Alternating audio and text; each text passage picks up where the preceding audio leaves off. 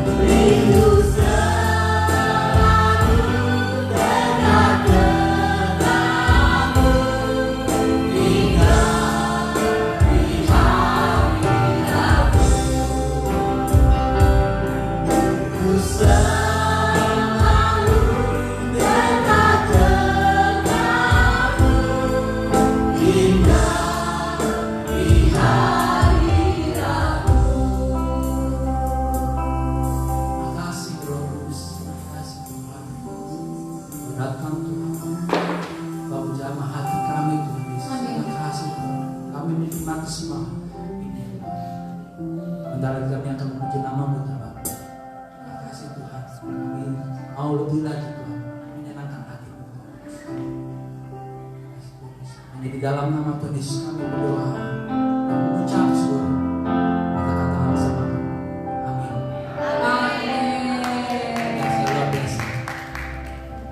Mari saudara kita mau memuji Tuhan, kita katakan sorak haleluya. Kasih senyum yang paling lebar Haleluya.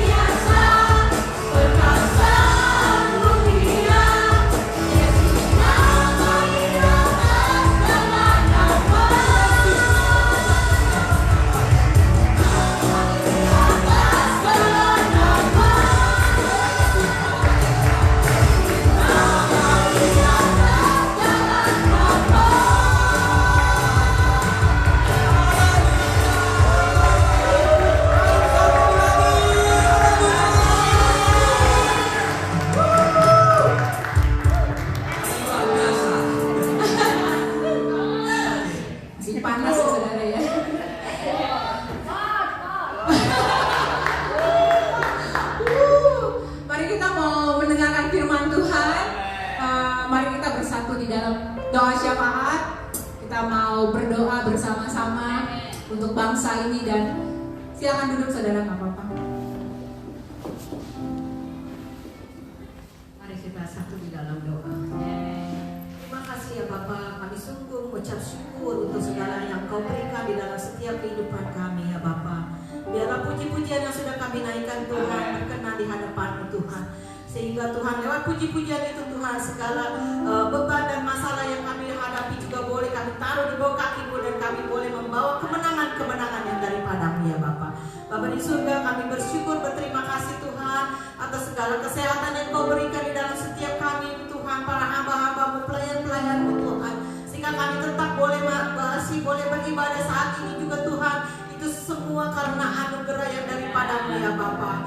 Bapa di surga, kami berdoa juga untuk bangsa Australia ini Tuhan, kiranya boleh ada kebangunan rohani Tuhan, boleh ada untuk bangsa Australia ini juga Tuhan, kiranya Kau memberkati Tuhan bangsa ini, sehingga mereka juga boleh takut dan haus akan Engkau kembali ya Bapa. Bapa di surga, kami berdoa juga Tuhan, khususnya untuk bangsa Indonesia juga Tuhan, kiranya Engkau lawat Indonesia Tuhan, Engkau lawat bangsa Indonesia Tuhan, sehingga mereka juga Tuhan boleh mengalami pertobatan, banyak jiwa-jiwa yang datang kepadamu ya Bapa, sehingga mereka boleh menemukan Tuhan, Engkau sendirilah Allah yang sesungguhnya, Allah yang hidup yang mereka cari selama ini ya Bapa. Engkau memberkati pemerintahan Bapak Joko Widodo dan bawahan-bawahan yang terkait Tuhan, semuanya boleh berjalan dengan baik Tuhan, sehingga lewat mereka juga Tuhan Indonesia mengalami masa kejayaan ya Bapa. Bapa di surga, kami serahkan semuanya ke dalam pimpinan dan anugerah-Mu, kegiatan-kegiatan kami Tuhan di gereja ini Tuhan untuk 1 tahun ke depan.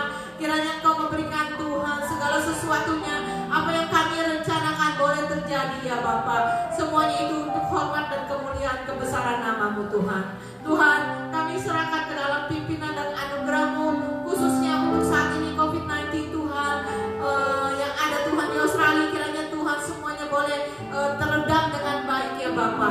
Bapa di surga, kami serahkan Tuhan untuk anak-anak-Mu yang mengalami struggle di dalam pekerjaan, yang mengalami dalam sakit penyakit. Kiranya Engkau sendiri memberikan kepada mereka kelepasan, kesembuhan Tuhan, sehingga Tuhan mereka boleh melihat bahwa ketika mereka mencari Engkau, sesungguhnya Engkau sendiri Allah yang setia, yang tidak pernah meninggalkan mereka sendiri ya Bapa. Bapa di surga, kami serahkan ke dalam pimpinan-Mu, segala sesuatu yang kami rencanakan tahun ini semuanya boleh berjalan dengan baik ya Bapa. Terima kasih Tuhan, terpuji nama-Mu, di dalam berkat nama Tuhan Yesus kami sudah berdoa. Amin. Saudara, mari kita tetap duduk diam, kita sambil menyanyikan pujian itu. Kita percaya ketika kita mendengarkan firman Tuhan. Firman Tuhan itu isinya janji-janji Tuhan. Mari kita tetap berpegang pada firman Tuhan, tetap mengaplikasikan yang biar janji Tuhan itu terpenuhi di dalam kita. Mari kita nyanyikan lagu ini sambil kita menyiapkan hati kita.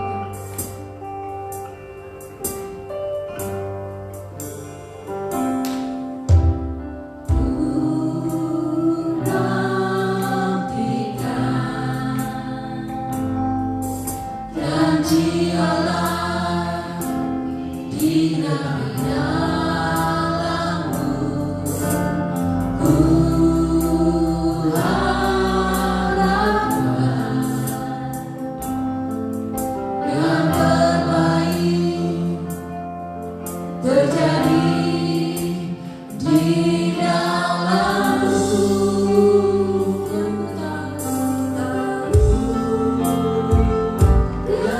terjadi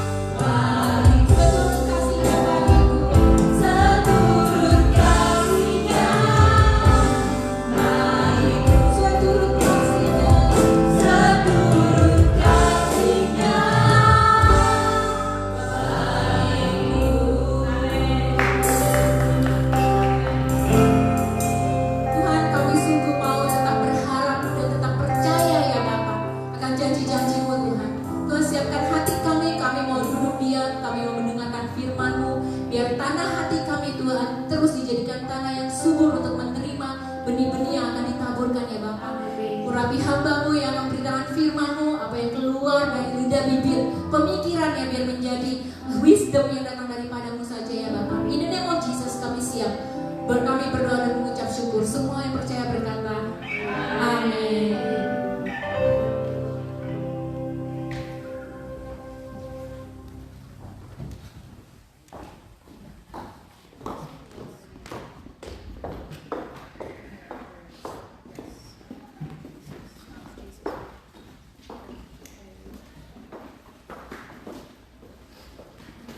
Selamat sore semuanya, shalom.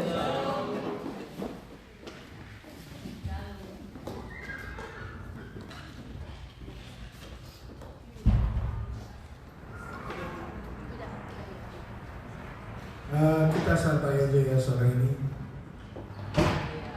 Hello, welcome, Samantha. How are you? Nice to have you. Just relax. So this is a Indonesian service. I hope you can come next week. Next week there will be English service. Still next week as well, okay? Okay. Luar biasa pemujian penyembahannya, hebat sekali.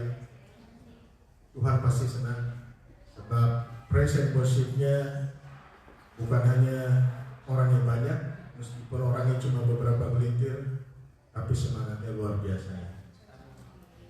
Luar biasa sekali.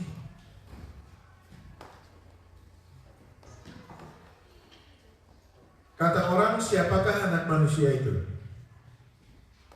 Yesus bertanya kepada murid-muridnya. Kalau dalam Injil Matius, Yesus bertanya, kata orang, siapakah anak manusia itu? Kalau dalam Injil Markus, Yesus bertanya, kata orang, siapakah aku ini? Dalam Injil Lukas, Yesus bertanya, kata orang banyak, siapakah aku ini? Kalau menurut Anda sekalian, apakah ada kesombongan dalam pertanyaan ini? Kita semua tahu Yesus adalah seorang rabi atau seorang guru. Dan kalau seorang guru bertanya, kata orang banyak, siapakah aku ini? Apakah pertanyaan itu perlu ditanyakan? Apakah tidak ada kesan kesombongan dari pertanyaan ini? Kelihatannya Yesus minta dihargai oleh murid-muridnya. Dan kalau kita teruskan Injil Matius pasal 16 ini, pertanyaan yang paling mengena, pertanyaan yang paling tepat adalah jawaban dari Simon Petrus.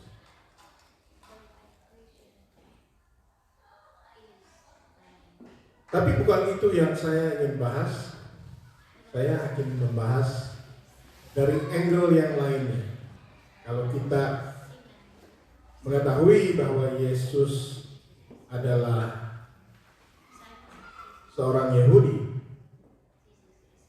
kebiasaan dan adat istiadat orang Yahudi, mereka berbeda dengan orang Timur atau dengan orang Indonesia atau dengan orang Asia lainnya. Sesuatu yang terkesan sombong atau tinggi hati, sebetulnya untuk mereka itu enggak. Jadi kalau pertanyaan Yesus kepada murid-muridnya, kata orang banyak, siapakah aku ini?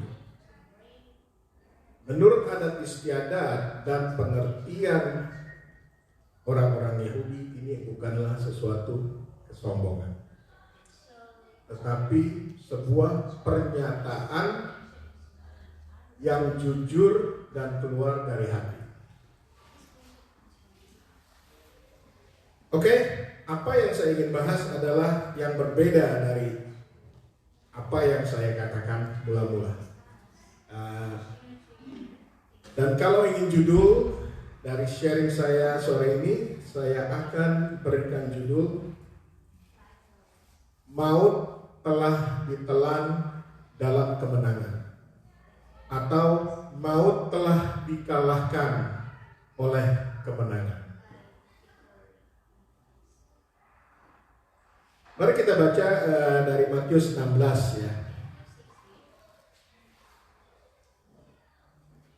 Kalau kita baca Matius 16 dari pasal 16 ayat 5 sampai 6,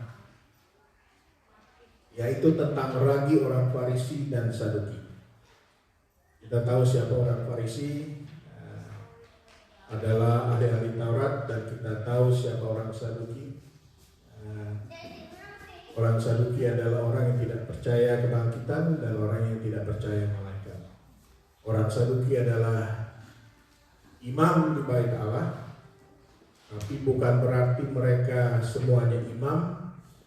Ada juga beberapa yang adalah orang-orang kaya yang mempunyai suara di bait Allah, yang dapat menentukan kebijakan-kebijakan atau aturan-aturan di bait Allah.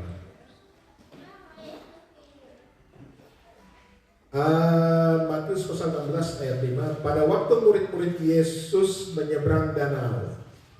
Danau, nanti kita akan bahas tentang danau. Danau apa ini? Mereka lupa membawa roti.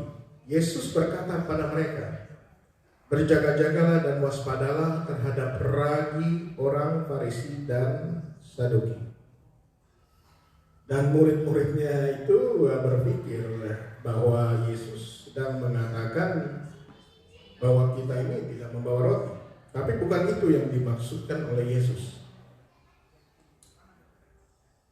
Dan apa yang dimaksud oleh Yesus akan diuraikan dalam ayat 11 dan ayat 12. Saya bacakan ayat 11 dan ayat 12.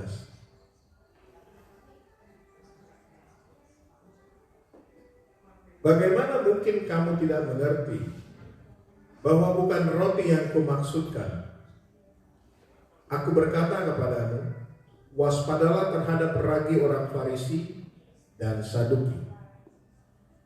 Ketika itu barulah mereka mengerti bahwa bukan maksudnya supaya mereka waspada terhadap ragi roti, melainkan terhadap ajaran orang Farisi dan Saduki. Seperti kita mengetahui, Yesus banyak sekali mengejar kebiasaan-kebiasaan orang Farisi dan Saduki atau pemuka-pemuka agama pada saat itu. Sebab kebanyakan ajaran yang mereka ajarkan itu bukan menurut apa ajaran Tuhan, tapi lebih menurut kebiasaan nenek moyang mereka dan menurut apa keuntungan pribadi mereka.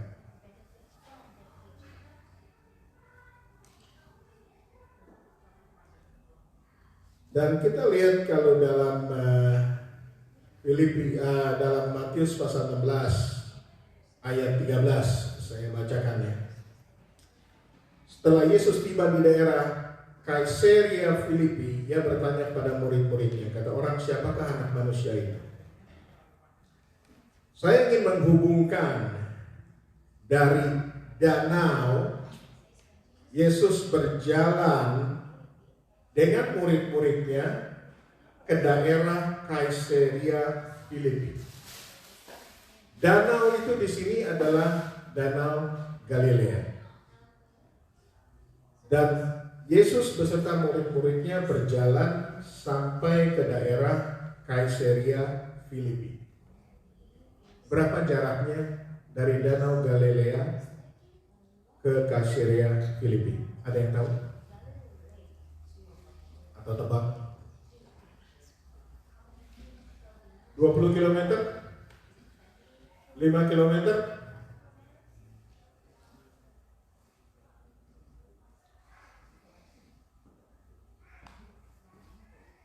Danau Galilea ke Kaisarea Filipi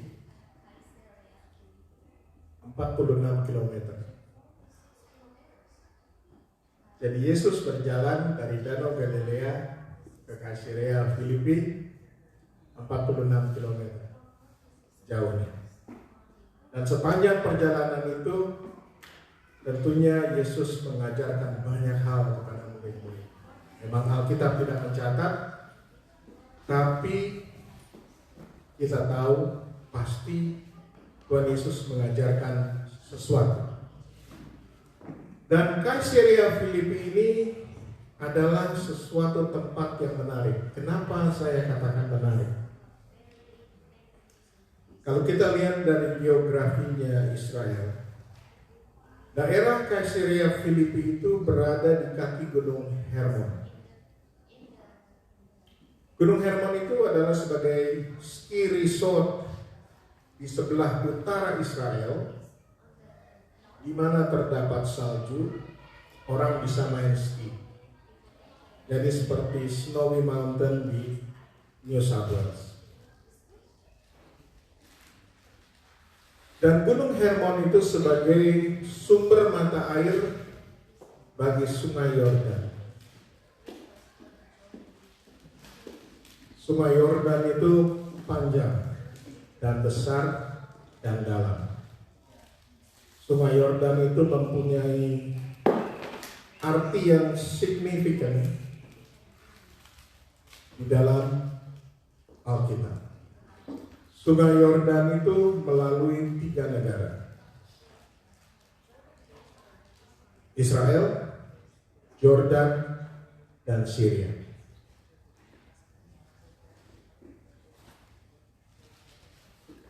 Israel itu kalau dari panjangnya, dari selatan, dari Eilat sampai ke utara ke Gunung Hermon, itu jaraknya antara 460 sampai 560 km. Tergantung dari jalan mana yang kita ambil. Kalau di New South Wales, kita boleh mengatakan itu jaraknya kira-kira dari Sydney sampai ke Snowy Mountain. Jadi kalau kita mau naik bus, kalau ikut tour dari Eilat di pelabuhan selatan atau dari airport di selatan di Eilat sampai ke Gunung Hermon, itu 1 hari kelar. Berangkat jam 8 pagi, jam 4 sore udah bisa nyampe. Jadi bisa ditempuh dalam waktu 7, 8 sampai 9 jam kalau naik bus.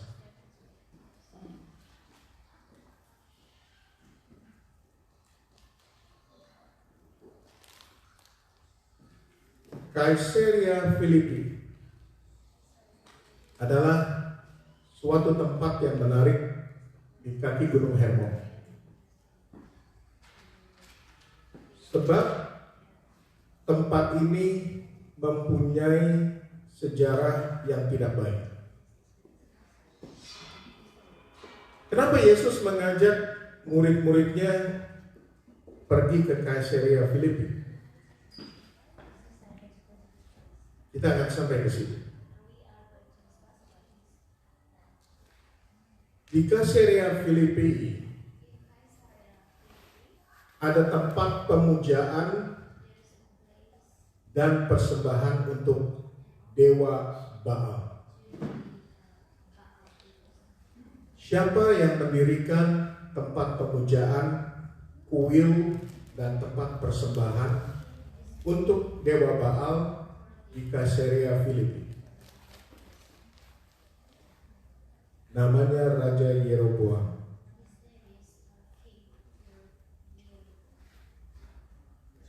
Dan pada zaman Romawi, orang-orang mendirikan kuil atau temple untuk dewa Yunani, yaitu dewa Pan, P-A-N, atau dalam bahasa Inggrisnya Pan.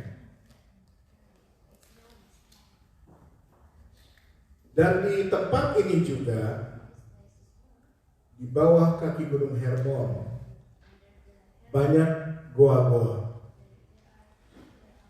Dan ada goa yang begitu dalam sekali, sebab goa-goa ini adanya di bawah dari permukaan aliran air. Pada saat musim dingin, gua-gua ini akan dipenuhi oleh air. Dan itu dalam sekali. Dan tempat ini, gua-guanya ini disebut sebagai the gates of hell. Ada juga yang mengatakan tempat ini adalah Hadesnya dunia, atau underworld, atau tempat ini adalah tempat bermukimnya iblis.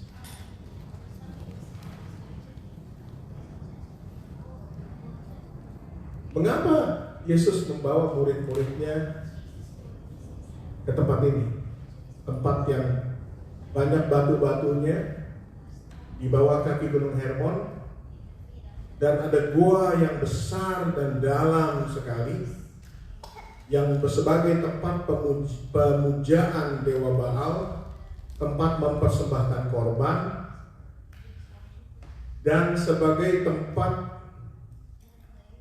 yang asusila.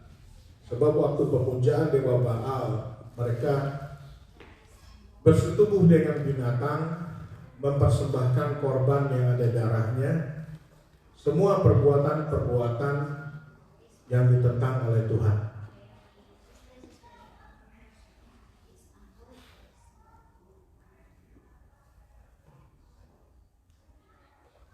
Dan ayat yang menarik dari ayat 17, saya bacakan dari ayat 15 ya. Lalu Yesus bertanya kepada mereka, tetapi apa katamu, siapakah aku ini? Maka jawab Simon Petrus, engkau adalah Mesias, anak Allah yang hidup. Kata Yesus kepadanya, berbahagialah engkau Simon bin Yunus, sebab bukan manusia yang menyatakan itu kepadamu, melainkan Bapa-Ku yang di surga. Ayat 18, sebab aku pun berkata kepadamu, engkau adalah Petrus, dan di atas batu karang ini aku akan mendirikan jemaatku, dan alam maut tidak akan menguasainya. Kepadamu akan kuberikan kunci kerajaan surga. Apa yang kau ikat di dunia ini akan terikat di surga, dan apa yang kau lepaskan di dunia ini akan terlepas di surga.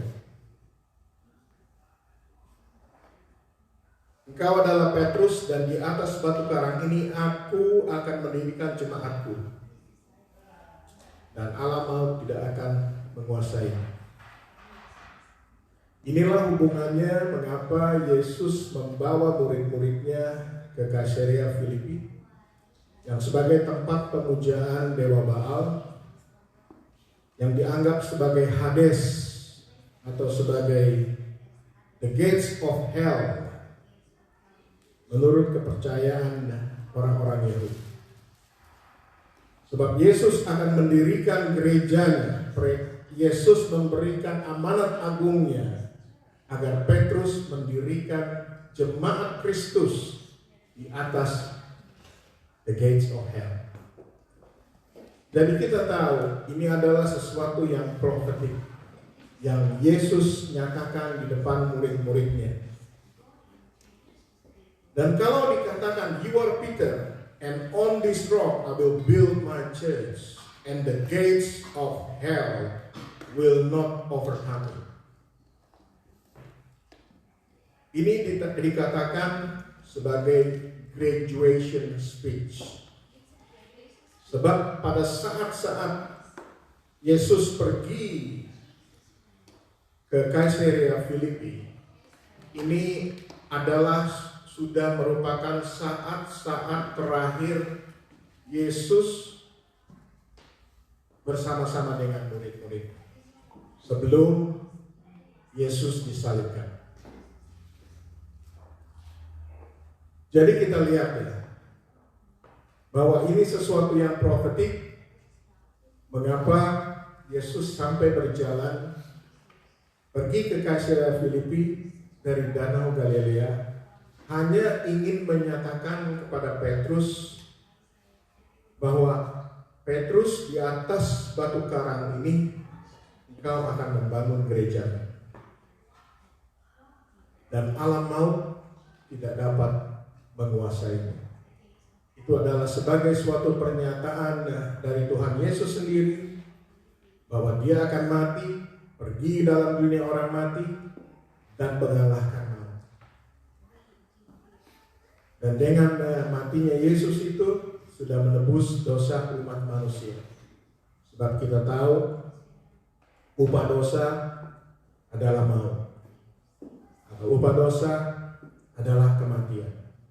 Dan Yesus sudah mati untuk Anda dan saya, untuk kita semua, untuk menebus dosa kita semua.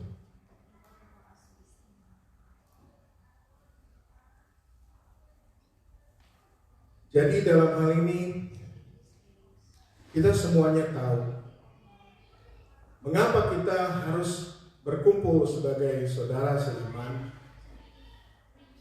Kita ini sebagai domba yang seperti Yesus tanyakan lagi, apakah engkau mengasihi aku? Sampai 3 kali. Jadi kita ini tidak akan ditinggalkan sebagai yatim piatu di dalam dunia ini. Tuhan itu mempunyai rencana yang mempunyai blueprint, mempunyai rencana yang begitu jauh, begitu tidak dapat terselami oleh pikiran manusia. Jadi dalam arti kata profetik itu kita mengetahuinya sekarang. Dari pertanyaan Yesus pada murid-muridnya, kata orang, siapakah aku ini? Dan Yesus mengatakan kepada Petrus bahwa Petrus akan membangun gereja di atas roh ini. Jadi sekarang kita tahu kalau dikatakan you are Peter, and on this rock I will build my church, and the gates of Hades, or the gates of hell, will not overcome it. Dan Yesus ingin membangun gerejanya, ingin membangun body of Christ, ingin membangun jemaatnya di atas maut. Jadi Yesus sudah mengalahkan maut, dan kita tidak dapat lagi hidup di dalam dosa yang adalah kematian. Sebab Yesus sudah menebus segala dosa kita dengan kematian. Saya rasa cukup sekian sharing saya. Saya rasa Pastor Iwan dapat menambahkan. Silakan. Terima kasih.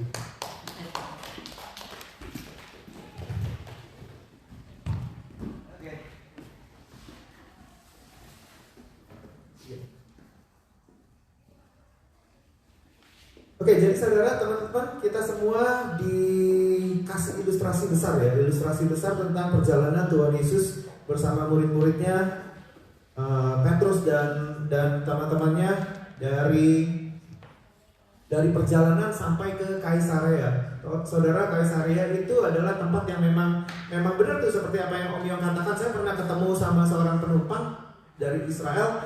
Itu dia memang berkata bahwa negara kami itu kecil banget. Kalau kami diserang pun sebenarnya, kalau kami tidak punya kekuatan, kami nggak tahu mau kemana, karena begitu kecilnya, itu seperti pedang dari atas ke bawah gitu kan. Begitu kecilnya, kalau mau lari pun mau lari kemana, karena kecil banget. Dan sedangkan ini dikepung luar biasa gitu ya. Nah, tapi herannya bahwa kami nggak pernah takut tuh. Walaupun kepungan sedemikian luar biasa, dari mana-mana kan. Tadi kan Om Yong sudah bilang bahwa Sungai Yordan itu dikelilingi oleh beberapa maksudnya melintasi beberapa negara gitu. Ada Yordan, ada Syria. Kita tahu sekarang mayoritas orang Yordan apa, kita tahu sekarang mayoritas orang Syria itu apa, begitu kan. Ada Palestina dan lain sebagainya. Saudara, itu kalau dikepung itu sebenarnya ya kecil banget gitu. Cuman mereka tuh gak pernah takut. Kenapa? Kalau kita lihat sekarang hari-hari ini, kalau saudara lihat di Facebook itu roket-roket dan rudal-rudalnya orang Hamas itu ratusan loh, tiap malam loh, ribuan, 1.500 itu tiap malam diluncurkan itu buat menghancurkan negara Israel. Nah, mereka nggak ada takutnya, saudara. Nggak ada takutnya. Negara kecil, tapi mereka tahu banget bahwa ya, kalian ini sudah kelewatan nih. Ini udah kelewatan gitu kan. Nanti kita lihat aja nih. Perdana Menteri Benjamin Netanyahu itu sudah kasih ultimatum. Gini, tolong cintai rakyatmu. Kalau kau melakukan kayak begini terus, kau sebenarnya tidak cinta sama rakyatmu. Artinya gini, tolong look after rakyatmu. Kenapa? Kalau kita maju aja ya habis kamu nih beneran. Karena mereka tahu kekuatan mereka, tahu apa yang mereka punya, gitu. Cuman masih terus aja nih. Nah kita nggak tahu ceritanya seperti apa karena masih ada di depan. Bener ya? Tadi pagi kita dengar cerita bahwa kalau kita tahu endingnya enak, bener ya? Bener ya? Kalau kita tahu endingnya seperti apa, enak. Ini kalau negara yang perang ini kalau tahu endingnya seperti apa, pasti salah satu kan bisa mundur dulu. Bener ya? Bener gak sih? Kalau dia tahu bakalan endingnya, wah babak belur nih. Kita yang nyerang dulu, tapi bisa babak belur gitu ya kan? Enak. Bisa menentukan sikap dulu sebelum terjadi yang luar biasa rusaknya gitu. Karena kalau Israel sudah maju, saudara, saya yakin Tuhan itu juga pasti akan turun tangan. Benar ya? Tuhan juga pasti akan turun tangan. Nah, lalu apa hubungannya sama gereja yang tadi Petrus itu diminta untuk mendirikan menjadi batu karang untuk berdirinya gereja? Saudara, kita sebagai gereja, kita nggak bisa ini loh saudara, nggak bisa buang-buang waktu. Artinya begini saudara, bukan peperangannya yang kita tahan sebenarnya, bukan kejadian-kejadian yang harus terjadi sebenarnya yang kita perlu waspadai sebenarnya. Karena apa yang harus terjadi sebenarnya harus terjadi. Benar ya? Apa yang terjadi itu sebenarnya harus terjadi. Cuman gini, kadang-kadang kita terlena. Wah, kita lihat tanda-tanda zaman nih. Kita lihat semua sudah terjadi nih saat ini nih. Kalau akhirnya peperangan ini menjadi peperangan antara umat Nasrani, orang Yahudi dengan orang Islam, ini akan dipicu luar biasa. Bumbunya akan luar biasa besar sekali. Benar ya? Karena kita tahu memang ini tidak pernah bisa akur. Gak pernah bisa akur. Cuman kalau negara-negara kemudian akhirnya jadi terprovokasi, nah kita bisa lihat betapa yang di depan kita, ya kalau kata Alkitab bahwa peperangan akan terjadi di mana-mana. World War 3 itu sepertinya sudah benar-benar di depan mata gitu. Ada beberapa negara aja yang mulai menggabungkan diri, ada beberapa aja yang pro dengan Israel, itu juga akan jadi heboh. Lalu apa hubungannya sama gereja yang harus kita dirikan? Saudara, kita ini adalah gereja. Petrus itu punya tugas. Ayo, kamu adalah batu karang, kamu buat gereja, kamu pelayanannya. Benar tuh di Kaisarea, di Yope itu kalau di dalam Kisah Para Rasul itu ada Yope. Yope itu benar-benar di daerah yang Kaisarea kalau saya nggak salah ya saudara. Itu benar-benar Tuhan bekerja di dalam pelayanan yang Petrus masuk di situ.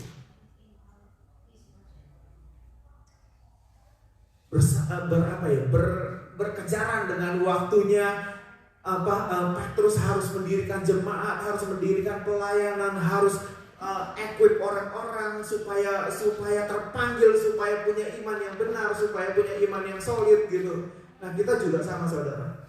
Kita ini adalah gereja-gereja yang dimana kita harus equip orang-orang supaya mereka benar-benar mengasihi Tuhan.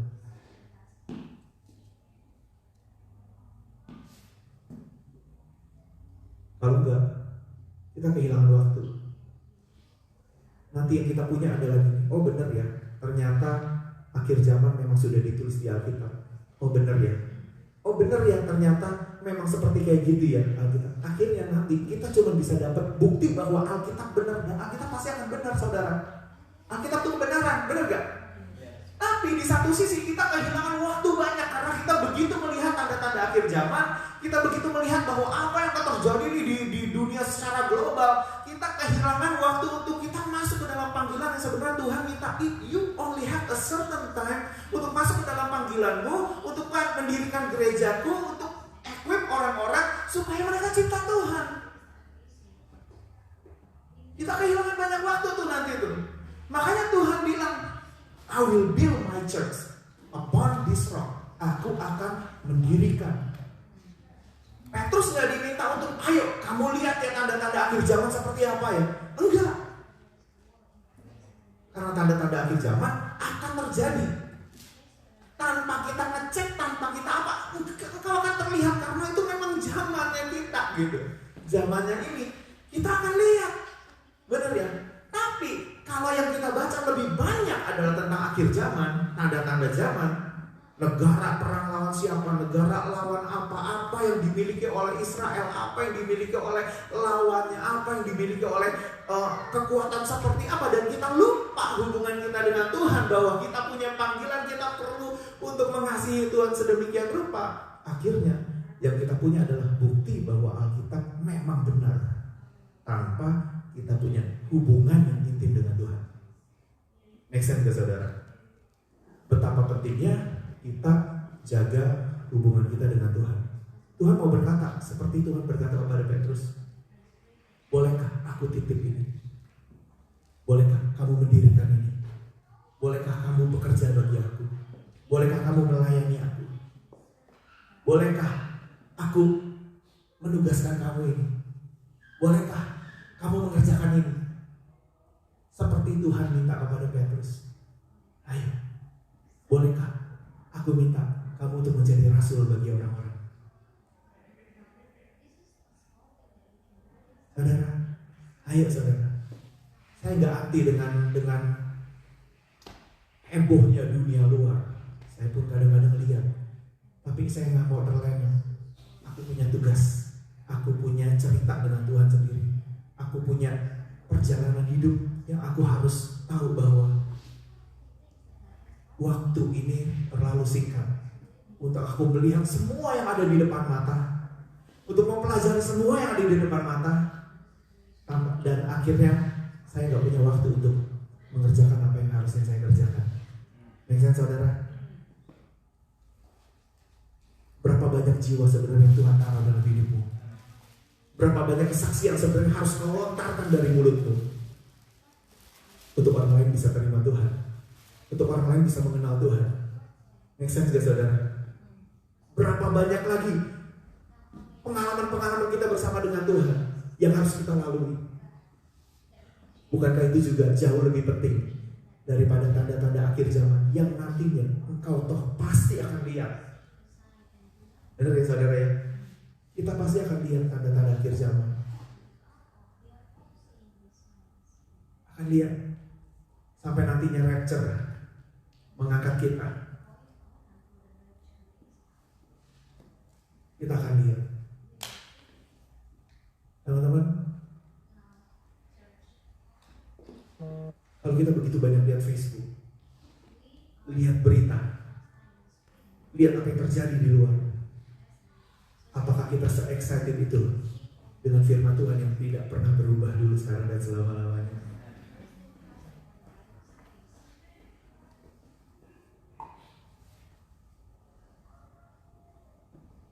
Gak pernah berubah. Kita masih excited kan?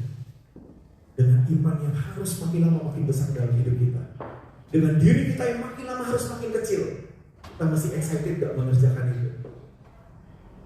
Benar ya? Saudara, ayo jangan buang-buang waktu. Saya pikir begini, sekarang hidup orang ini kita pikir akan panjang, tapi sometimes saya pikir hidup ini sebenarnya mungkin hanya sekitar 3 hari sampai 4 hari. Karena gini, begitu orang kena COVID, sekarang itu bukan 2 minggu lagi, 3 hari sampai 4 hari. Tiba-tiba aja orang meninggal, tiba-tiba aja orang meninggal, tiba-tiba aja orang sesak napas, tiba-tiba aja orang meninggal. Saudara, Kita nggak tahu. Yang kita tahu tiba-tiba ini meninggal, tiba-tiba ini meninggal, tiba-tiba ini meninggal. Apakah kita sudah meninggalkan something? Apakah kita sudah meninggalkan legacy dalam hidup kita? Apakah kita sudah berjuang untuk Tuhan? Apakah kita sudah melakukan sesuatu yang baik bagi Tuhan? Apakah kita sudah melayani Tuhan? Apakah kita sudah seperti apa yang Tuhan mau? Fulfill keinginan Tuhan dalam hidup kita.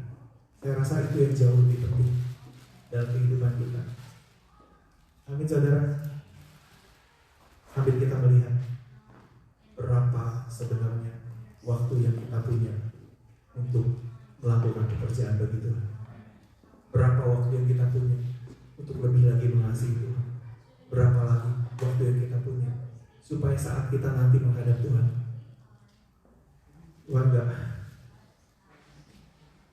Kadang-kadang saya yakin begini, akan ada banyak surprises yang ketika kita berjumpa dengan Tuhan, ketika kita bertemu dengan Tuhan, akan ada surprises yang sebenarnya I wish I know ketika aku ada di bumi, aku berharap aku tahu Tuhan Yesus.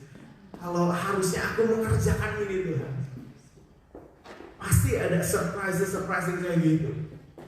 Nanti akan terbuka semua kan. Kehidupan orang itu akan terbuka, terutama kehidupan kita ya. Kamu harusnya ini nih gitu. Kamu harusnya ini loh. Kamu harusnya begini. Pasti akan terbuka luar biasa. Dan mungkin di situ kita akan tahu bahwa sebenarnya yang kita kerjakan sangat sedikit.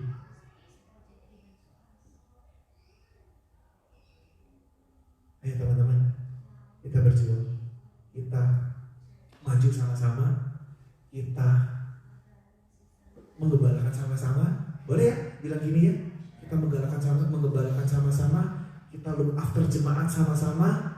Salah satu ciri orang yang mengasihi Tuhan adalah mereka mengembalakan domba-domba. Makanya Petrus dibilang, apakah engkau mengasihi aku? Apakah kau mengasihi aku? Apakah kau mengasihi aku? Kalau mengasihi, gembalakanlah domba-dombaku. Gitu ya. Salah satu ciri bahwa kita mengasihi Tuhan adalah kita punya hati untuk mengembalakan domba-domba. Well, seberapa yang ada dalam hidup kita nih?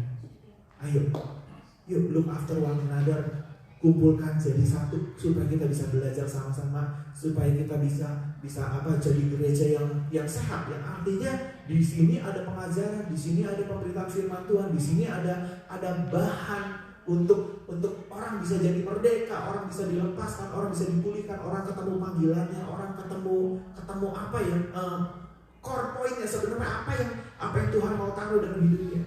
Makanya gini, kalau saudara udah ketemu panggilan saudara, ayo gerak. Kalau saudara belum ketemu panggilan saudara, mendekatkan diri kepada kita. Perbanyak kuantitasmu dengan kita. Sehingga apa? Sehingga kita bisa dengan lebih mudah lagi ketemu apa sih panggilan kamu. Syukur-syukur bisa ketemu sendiri panggilannya apa. Tapi kalau enggak, aku nggak tahu panggilan aku apa. Ini waktunya engkau dekat-dekat sama kita. Perbanyak, intens, makin banyak ketemu sama kita. Supaya apa? Just in case Tuhan taruh di hati leadermu dan bisa lihat apa yang ada di masa depanmu. Seperti Tuhan melihat Petrus, kau akan mendirikan jemaat. Gak ragu lagi. Engkau adalah rasulku. Kau harus mendirikan jemaat. Saudara, mari sama-sama kita belajar mengasihi Tuhan. Siapakah aku ini? Menurut Tuhan dan menurut kita, ketika kita ditanya siapakah aku ini, kita bisa jawab apa? Tuhan, aku adalah orang yang tahu tentang Engkau Tuhan. Bagaimana Tuhan? Aku tahu tentang Engkau Tuhan. Tapi mungkin kita cuma tahu, kita tidak kenal dalam. Nah, ketika kita berjalan, harusnya semakin lama, semakin pengenalan kita sama Tuhan semakin bertambah. Amin saudara. Ya, saudara, hidup ini gak cuma menjadi dewasa, nikah, punya anak, punya bisnis, punya pekerjaan baik, dan menjadi tua, selesai. Enggak, saudara. Hidup ini bagaimana? Percaya bagi Tuhan. Dan saudara, saya lihat teman-teman, aduh, kalau misalnya apa ya, misalnya udah nikah, punya anak, masih giat melayani Tuhan, udah nikah, punya anak, makin gerak, makin bekerja bagi Tuhan, nikah, punya anak, makin cinta sama Tuhan. Nah itu tuh sebenarnya pernikahan tuh begitu tuh. Saudara pernah pikir gak kenapa di dalam kekristenan, di pernikahan itu cuma terjadi di dunia, nggak ada di surga. Di surga nggak ada kawin mengawinkan, benar ya? Nggak ada kan? Kenapa sih? Tahu nggak kenapa saudara? Ini teman-teman yang baru konseling pernikahan, yang baru nikah harusnya tahu nih. Kenapa? Ada yang tahu nggak? Kenapa pernikahan itu terjadi hanya di dunia? Karena tujuan pernikahan itu untuk mengenal Tuhan lebih lagi sebenarnya. Ketika di surga, kita sudah berhadapan muka dengan Tuhan. Artinya kita sudah kenal Tuhan. Kalau kita bisa masuk surga, artinya pengenalan kita sama Tuhan cukup membawa kita ke surga. Dan nanti waktu pas kita di surga, kita kenal Tuhan lebih lagi. Karena pengetahuan terbuka dengan luar biasa. Kita face to face dengan Tuhan. Makanya hari ini saudara, kalau kita menikah dan kita makin cinta Tuhan, berarti pernikahan kita benar. Saya senang Vero sama David hari ini melayani Tuhan. Hari ini datang malah lebih sungguh-sungguh lagi kepada Tuhan. Itu tujuan pernikahan. Nah, kita teman-teman yang lain bagaimana nih? Ayo, semakin kesini harusnya kita semakin tahu bahwa aku ada di sini untuk melayani Tuhan.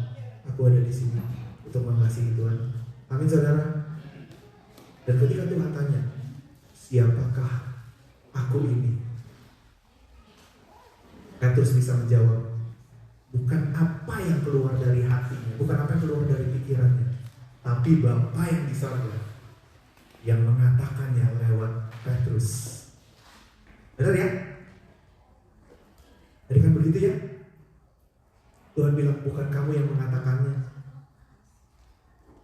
tapi Bapa di surga yang menyatakannya lewat mulutmu. Apa nih yang bisa keluar dari mulut kita ketika ditanya, siapakah aku ini? Teman-teman, berpengalaman dengan Tuhan, punyalah hubungan dengan Tuhan. Langit boleh berlalu, bumi boleh berlalu, tapi hendaklah perkataan Tuhan penuh dalam hidup kita. Ya, pengenalan Tuhan, perkataan Tuhan penuh dalam kepala kita.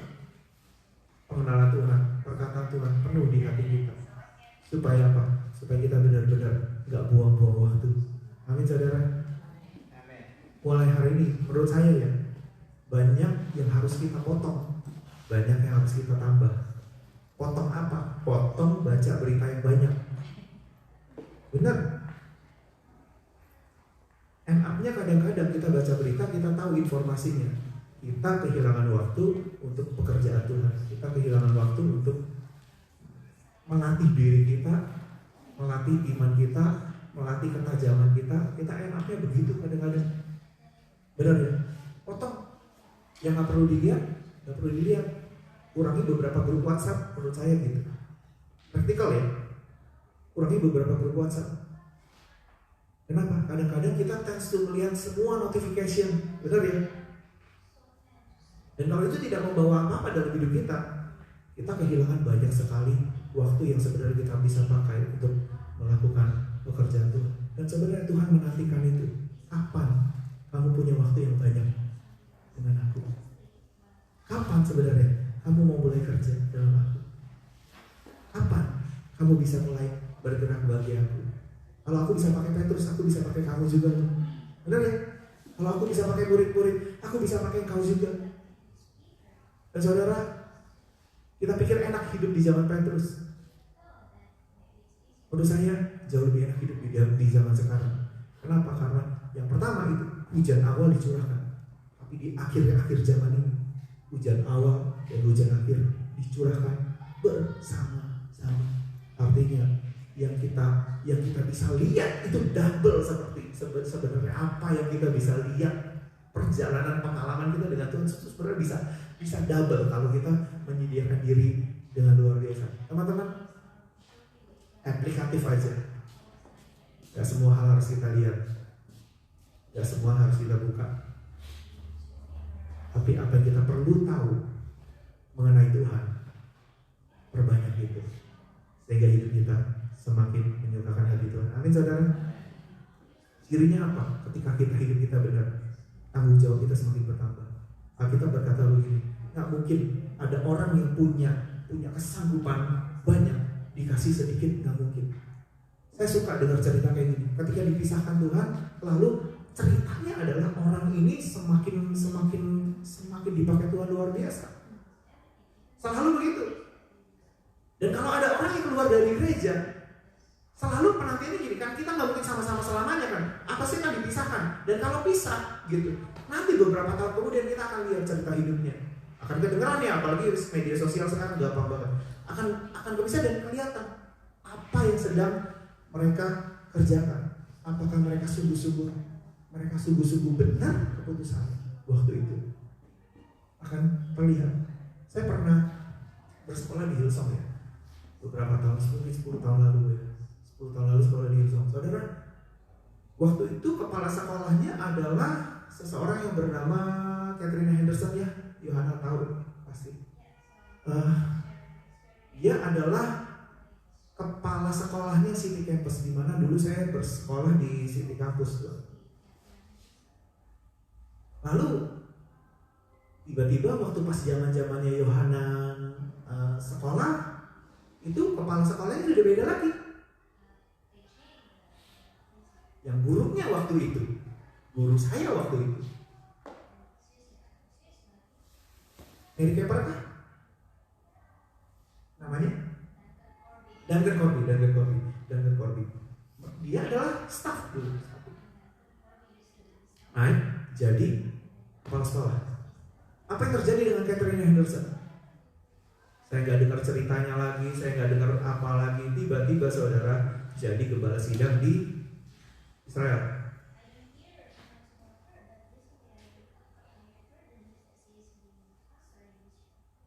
Tanggung jawab kita harusnya makin bertambah. Tanggung jawab kita harusnya makin besar. Makanya saya begini, saya nggak senang kalau melihat ada orang di tempat ini yang punya hal yang dilakukan sama terus bertahun-tahun, dikerjakan sama bertahun-tahun, nggak senang. Itu membuktikan bahwa tanggung jawab kita tidak bertambah. Harusnya tanggung jawab kita bertambah. Kalau tanggung jawab kita bertambah, hal yang terjadi adalah ini: engkau terlalu banyak melihat tanda-tanda akhir zaman, engkau terlalu banyak ngurusin hal-hal yang ada sebenarnya tanpa kita mengerjakan tanggung jawab kita. Karena tanggung jawab kita harusnya bertambah. Ada ya? Terlalu banyak waktu yang digunakan untuk hal lain dan bukan mengerjakan tanggung jawab kita. Dulu waktu pas zamannya mau minta villa sama Yuki untuk jadi salah satu elder di tempat ini, Villa bilang, visa kita tinggal 3 bulan loh kok. Ini sepertinya main-main. Kalau kita terima 3 bulan lagi kita pulang, ini sepertinya main-main. Lalu saya bilang sama Villa, nggak tahu dia ingat apa enggak. Saya bilang, Villa, kenal Yuki itu udah 20 tahun lebih. Dari dulu dia sudah jadi ketua musik. Kalau sampai hari ini dia masih jadi ketua musik aja, berarti 20 tahun stuck di tempat yang sama. Saya bilang, kalau kamu pun harus pulanglah sebagai seorang pastor, pulanglah sebagai seorang penatua. Jangan stay di satu tempat, karena tanggung jawab kita harus bertambah. Nah, teman-teman yang sudah bisa WL, apalagi sudah bisa sampai WL di gereja pagi ya, jangan berhenti di situ. Belajar khotbah di tempat ini. Boleh gak saya bilang itu? Tanggung jawabmu harus bertambah. Tanggung jawabmu harus bertambah.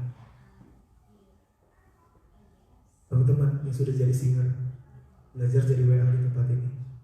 tanggung jawabmu harus bertambah. Teman-teman yang sudah lama ikut komsel, jadi ketua komsel, tanggung jawabmu harus bertambah. Amin saudara. Di sini akan dikasih kesempatan tanpa mempermalukan saudara. Kenapa? Karena kita tahu bahwa gereja ini dibentuk Tuhan untuk menjadi tempat training. Belajar apa jadi curiga, kok aku dibegini ya, diminta seperti kayak gini ya. Selalu ada backup dari kami.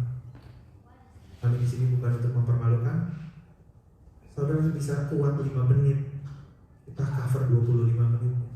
Saudara stuck di tengah jalan, kita akan cover. Teman-teman, perhatikan pelayananmu terakhir apa? Jangan sampai stuck di situ. Tahu gak kesalahannya pemusik apa saudara? Gak tahu kesalahan pemusik. Pemusik itu dari awal mereka sudah tahu talentanya apa. Mereka udah tahu ya talentanya apa. Mereka pikir I'm good at this.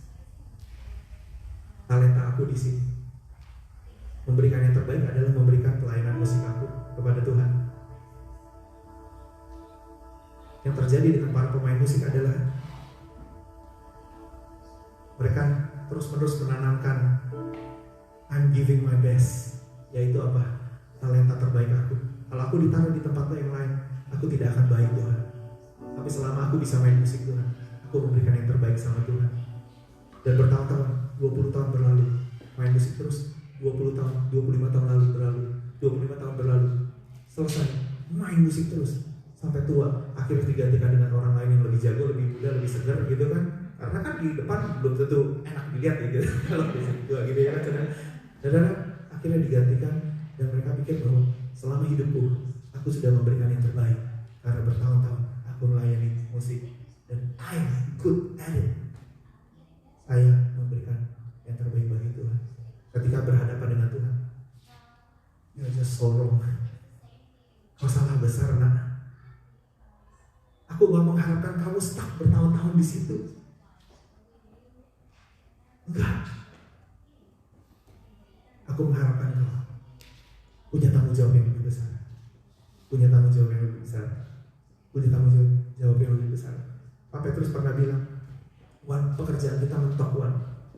Kenapa? Karena kita sudah jadi gembala sidang. Well, kalau dilihat dari situnya, iya. Tapi apakah mentok? Menurut saya Bapak bertumbuh terus.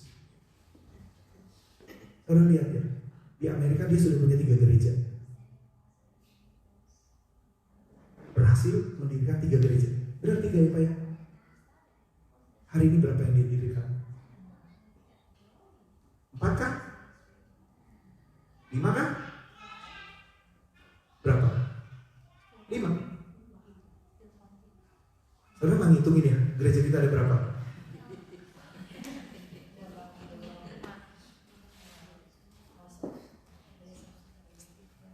Bukankah itu bertambah? Benar gak? Saudara, tanggung jawab harus bertambah seiring dengan bertambahnya pengenalan kita akan Tuhan. Teman-teman, saya juga gak mau puas ketika saya bisa dapat 2 pastor. Gak mau, saudara. Saya akan lihat lagi siapa lagi. 2 tahun gereja ini tidak mencetak pastor. Kalau kau tahu, kau harus bertumbuh dan membayar harganya. Bayar harganya. Nanti satu hari nanti, ketika Tuhan tanya siapakah aku, kau bisa tahu, Tuhan, aku adalah apa yang kau katakan Tuhan. Ketika aku dikatakan oleh Engkau Tuhan, masuk sekolah Alkitab ya, belajar ya 3 tahun ya, belajar ya 2 tahun ya, masuk ya dalam pengembalaan ya. Tuhan, itulah aku. Kenapa? Karena Kau yang mengatakan itu. Benar ya? Benar ya? Tuhan, itu aku Tuhan. Siapakah aku? Aku adalah apa yang Kau katakan. Karena waktu pas Kau bilang aku melayani ini, aku mau Tuhan. Waktu pas Tuhan bilang aku mau melayani yang lain, aku Aku mau Tuhan. Itulah Engkau Tuhan. Tuhan yang berbicara dalam hidup aku, Tuhan yang mengatakan sesuatu dalam hidup aku, Tuhan yang punya rencana yang terbaik dalam hidup aku, dan aku mengerjakannya. Itulah Engkau Tuhan. Dan kalau Tuhan tanya, siapakah aku menurut kalian? Tuhan, terima kasih Tuhan. Engkau Tuhan yang membawa aku Tuhan dari Indonesia ke Australia Tuhan. Tuhan, siapa aku kata Tuhan. Tuhan tak tanya kepada kita. Tuhan, Engkau adalah Tuhan yang memberikan pengalaman-pengalaman sudah sampai hari ini Tuhan bisa create gereja. Tuhan, Engkau adalah Tuhan yang bawa aku sampai hari ini bisa punya pengalaman seperti ini. Tuhan, aku tahu Tuhan adalah Tuhan yang aku tahu Tuhan lewat pelayanan ini Engkau akan berkarya, bekerja dengan luar biasa. Tuhan, aku tahu Tuhan, Engkau adalah Tuhan yang memberikan aku nyanyian baru dalam mulutku sehingga aku bisa create lagu-lagu. Benar gak? Ketika kita ditanya sama Tuhan, siapa aku menurut kamu? Kita bisa jawab. Kenapa? Karena Bapa yang di surga yang memberitahukannya dalam hidup kita. Kamu ya main musik ya, kamu ya bikin lagu ya, kamu ya share firman Tuhan ya, kamu ya yang bikin gereja bahasa Hokkien, bahasa Kek.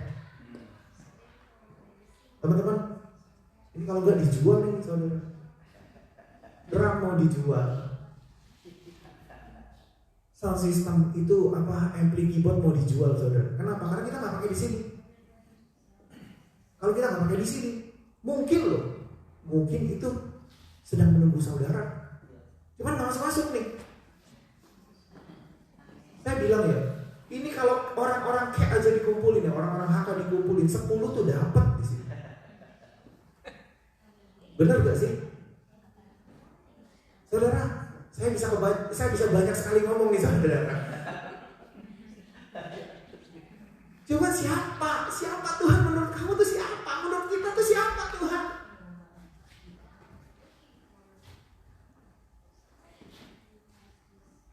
Menurut saudara Tuhan itu siapa?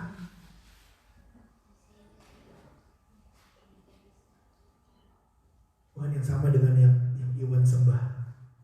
Nah, kok begitu jawabannya? Tapi biar Bapak kita yang di surga memberitahu kepada kita. Oh, Tuhan yang mengatakan bahwa aku adalah seorang ketua komsel. Oh, Tuhan yang mengatakan bahwa aku adalah seorang pelayan Tuhan. Saudara, ayo be wise dengan waktu kita, karena kita mesti kejar pertanyaan ini. Siapakah Tuhan itu dalam hidup kita? Be wise ya saudara ya. Jangan lihat tanda-tanda zaman sebenarnya. Tanda-tanda zaman akan terlihat karena itu memang harusnya kelihatan karena kita masih tinggal di dunia ini. Tapi biarlah kita mengerjakan waktu-waktu kita sehingga tanggung jawab kita makin hari makin bertambah. Amin saudara.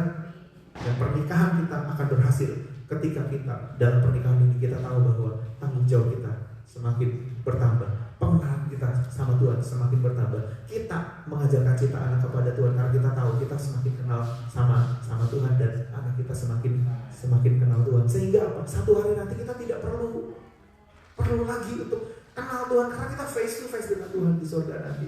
Saudara, ayo punyailah kehidupan yang bertanggung jawab di hadapan Tuhan. Artinya apa? Tanggung jawab kita masih makin besar. Amin saudara. Nanti satu hari nanti kita dipisahkan. Saya dengar ceritanya 5 tahun lagi Om Yong di mana, 5 tahun lagi Yuki di mana, 5 tahun lagi Lisa ada di mana, dan kita masing-masing bisa melihat karya Tuhan itu luar biasa dalam hidup kita. Amin saudara. Ya, kita mau saya mau minta teman-teman main musik. Pernah nggak tahu ya, ini menjelaskan atau tidak, makin buyar atau tidak gitu. Ini punya, karena gini, saya itu selalu terbiasa begini saudara. Makanya kalau ada debat, saya akan langsung give up, saya akan kalah. Kalau ada debat tentang Alkitab, saya akan langsung menyerah. Aku kalah, karena memang saya itu belajar Alkitab itu bukan buat tahu firman Tuhan, bukan buat tahu dalam kulit luar isi seperti apa, bukan. Saya baca Alkitab untuk jagain hati saya dengan segala kewaspadaan. Karena untuk menjaga hati perlu firman Tuhan. Tuhan bilang, seumur hidup kamu bawa hati kamu. Seumur hidup ini kamu berjalan sama hati kamu. Dan kamu perlu firman Tuhan untuk menjaga firman, untuk menjaga hati Tuhan. Itu yang kita butuhkan dalam pelayanan. Itu yang kita butuhkan. Untuk apa? Untuk bisa sampai pada tanggung jawab yang sebenarnya Tuhan rencanakan dalam hidup kita. Saya bersyukur ada teman-teman yang mau melatih diri. Saya masih tunggu teman-teman yang lain untuk bergerak.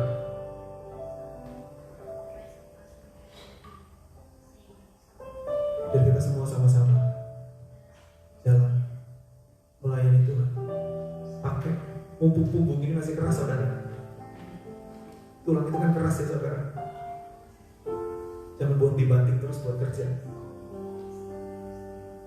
Banting tulang, kerja. Banting tulang, kerja. Kalau masih bisa kerja. Kalau masih bisa kerja. Kalau masih bisa kerja.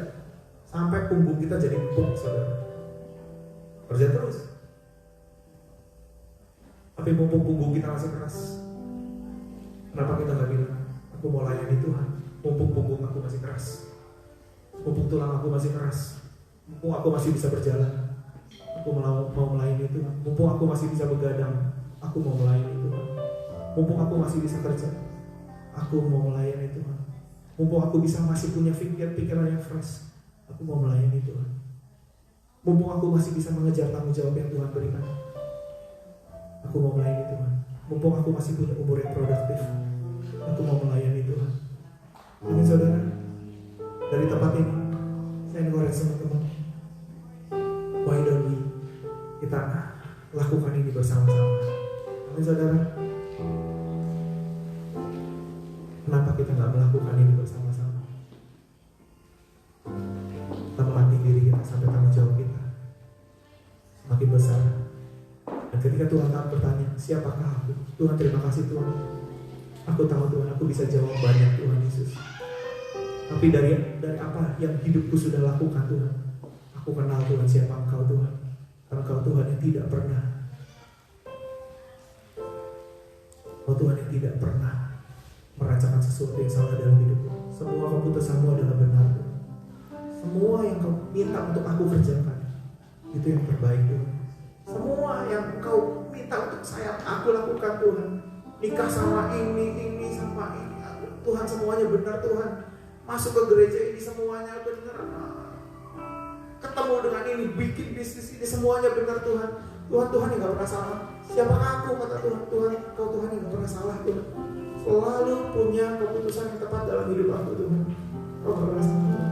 Kali ini siapakah Tuhan menurut kita? Apakah kita cukup banyak perjalanan dengan Tuhan?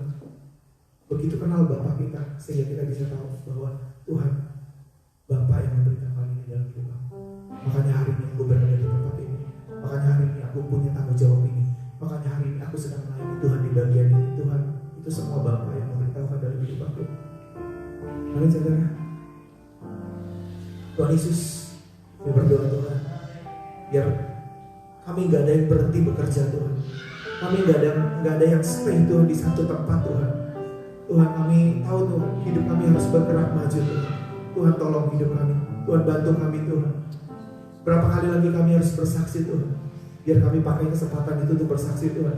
Berapa kali lagi Tuhan Yesus kami harus memuji Tuhan. Berapa kali lagi kami harus buka gereja. Berapa kali lagi Tuhan kami harus create pastor Tuhan. Berapa kali lagi kami harus cetak worship leader. Berapa kali lagi Tuhan kami harus bikin lagu Tuhan. Berapa kali lagi kami harus edit kebaktian online Tuhan Yesus. Biar kami mau mengerjakan itu semua Tuhan. Karena kami tahu Tuhan, keputusan-Mu yang terbaik Tuhan buat kehidupan kami Tuhan.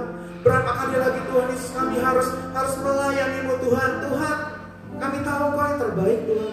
Kami tahu Tuhan, keputusan-Mu yang terbaik Tuhan. Kami gak akan pernah jadi menyesal Tuhan, karena waktu-waktu yang kami gunakan untuk melayani, untuk bekerja bagi-Mu Tuhan. Karena kami tahu Tuhan, Kau tidak pernah membuat jerih payah kami, jerih lelah kami sia-sia Tuhan. Terima kasih Tuhan. Terima kasih. Bahkan kalau orang seperti kami pun, yang kapasitasnya terbatas, kesanggupannya terbatas, talentanya terbatas, Kau bisa pakai untuk bekerja bagimu Bapa.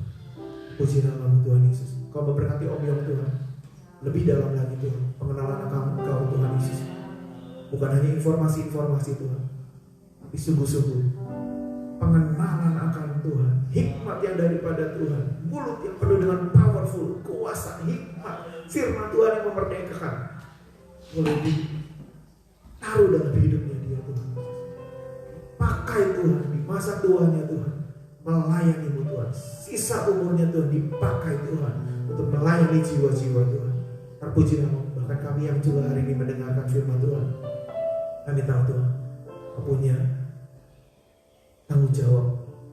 Kau memberikan tanggung jawab itu juga dalam hidup kami Tuhan. Dan kami mau pakai itu waktu ini Tuhan, untuk mengerjakan tanggung jawab yang Kau berikan dalam hidup kami Bapak. Kami gak mau stay di satu tempat Tuhan. Kalau ada hal baru yang harus kami coba, biarlah kami coba. Kalau ada hal baru yang harus kami kelola lagi Tuhan, dan kami kelola itu Tuhan. Terima kasih Bapak. Mengucap syukur hari ini Bapak, di dalam nama Tuhan Yesus Kristus, dan berdoa. Amin. Saudara, sorry ya, kepanjangan.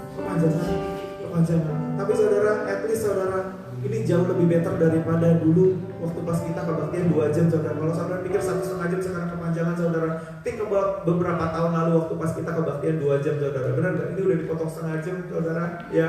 Udah dipotong setengah jam, udah dipotong, semuanya udah dipotong gitu saudara. Jangan pikir firman Tuhan itu kepanjangan, jam ibadah itu kepanjangan. Think about berapa jam yang kita kasih di luar sana saudara. Benar ya? Saudara, saya bilang sama Nur, kalau bisa firman Tuhan jangan dipotong lagi dong. Dulu udah 1 jam, dipotong 45 menit, dipotong lagi 30 menit. Sekarang mindset orang 30 menit kepanjangan firman Tuhan. Dulu orang kuat 1 jam, sekarang orang cuma kuat 30 menit. Saudara, ayo. Walaupun di sini 1,5 jam ibadah, tapi biar di luar kita kuat mencari Tuhan. Amin saudara. Oke, saya persilakan kepada yang akan memberikan pengumuman atau sudah pengumuman persembahan dan lain sebagainya. Silakan Kak.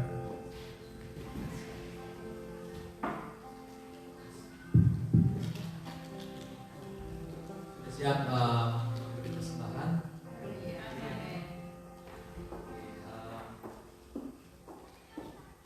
Kita bisa persembahan lewat amplop ataupun lewat account di Indonesian Christian Fellowship dengan BSK nomornya 082 332 account nomornya 3594 0914 atas nama Indonesian Christian Fellowship. Mari kita siapkan hati untuk memberi persembahan. Sebelumnya ada ayat di amplop yang kita baca sama-sama. Ya, oke. 1, 2, 3. Adalah masing-masing memberikan menurut kekayaan hatinya. Jangan terkasih hati tanpa hal semua orang yang mengerjakan. Amin. Mari kita berdoa. Bapa kami sudah mengucap syukur Tuhan pada hari ini.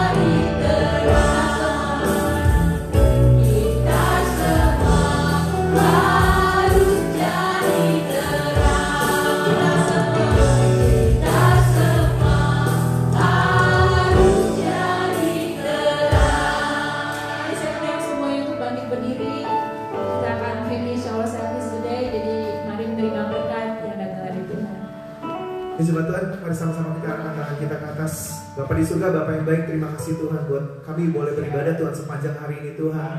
Terima kasih Tuhan, anugerah privilege yang luar biasa Tuhan Yesus.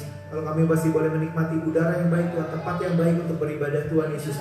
Kami berdoa Tuhan Yesus, Engkau Tuhan yang selalu baik dalam kehidupan kami Tuhan. Terima kasih Tuhan. Sekarang Tuhan Yesus, mari Tuhan, berkati Tuhan umat-Mu Tuhan yang telah hadir hari ini, telah melayani hari ini. Kau yang memberkati Tuhan setiap kami Tuhan. Berkati anak istri kami Tuhan. Memberkati pasangan hidup kami Tuhan. Memberkati pelayanan kami, pekerjaan kami, sekolah kami Tuhan. Berkati rumah tangga kami Tuhan. Berkat yang daripada Allah Bapa, cinta kasih yang daripada Tuhan Yesus Kristus, persekutuan yang hidup bersama dengan Roh Kudus boleh menyertai kehidupan kami Tuhan Yesus. Sampai Maranatha Tuhan Yesus menjemput kami kedua kali.